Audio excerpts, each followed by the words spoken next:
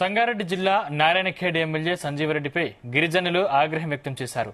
కంటి మండలం సాధుతండాకు ఎమ్మెల్యే సంజీవరెడ్డి రావాలని ఆందోళనకు దిగారు. సరైన రోడ్డు లేక తండావాసులు పడుతున్న కష్టాలు చూడాలని డిమాండ్ చేశారు. రోడ్డు లేక నిత్యం అనేక అవస్థలు పడుతున్నామని ఆవేదన వ్యక్తం చేశారు. ఎన్నికల సమయంలో రోడ్డు వేస్తామని హామీ ఇచ్చి ఇప్పుడు మర్చిపోయారని విమర్శించారు. అత్యవసర ఆరోగ్య సమస్య వస్తే రోడ్డు సరిగ్గా లేక ప్రాణాలు పోతున్నాయని ఆందోళన వ్యక్తం చేశారు. రోడ్డు లేక సాధుతండాకు అంబులెన్స్ రావడం లేదని వాపోయారు. నమస్కారం అండి, నా పేరు నాగేష్, మాది సాధుతాండా. చూస్తున్నారు కదా, మా ఊరు తాండా రోడ్ పై నుంచి నిలబడి మాట్లాడుతున్నాము. 70 సంవత్సరాల నుంచి 80 సంవత్సరాల నుంచి చెప్తూనే వస్తున్న స్టోరీ ఇది. మాకు 70 సంవత్సరాల నుంచి రోడ్ లేదండి. మీరు చూస్తున్నారు కదా, ఇదే రోడ్డు. ఈ రోడ్ మీదనే మేము సంసారం చేస్తున్నాం, ఈ ఊర్లోనే.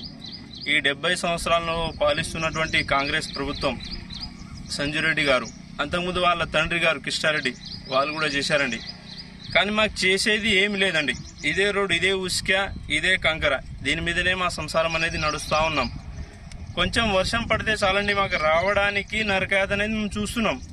ఒకసారి మేము సంజీవరెడ్డిని మా చేతులు జోడించి నమస్కరించి వేడుకుంటున్నాము ఏంటంటే, సార్, ఈ వర్షాకాలంలో మీరు ఇంట్లో కూర్చునే బదులు ఈ వర్షాకాలం పడ్డప్పుడు ఈ సాధుతాండా కావచ్చు ఇక్కడికి వచ్చి మీరు ఒకసారి ఈ రోడ్ దగ్గర నుంచి మీ కారు లేకపోతే ఒక బైక్ తీసుకొని వచ్చి మీరు ఒకసారి చూడండి సార్.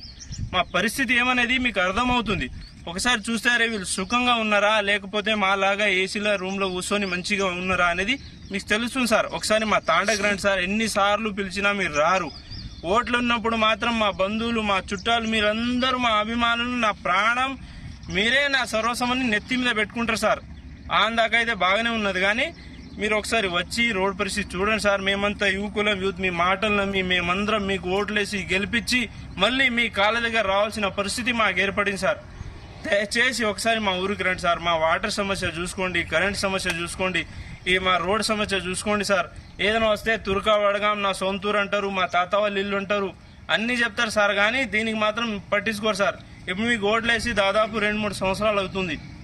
ఇప్పుడు దాకా ఈ సాధుతాండకు వచ్చి చూసింది లేరు మీరు. ఒకసారి వచ్చి లాస్ట్ ఇయర్ వచ్చి శంకుస్థాపన చేసి ఈ ఎండాకాలంలో మీకు రోడ్ అయిపోద్ది బాబు అని చెప్పి వెళ్ళిపోయారు.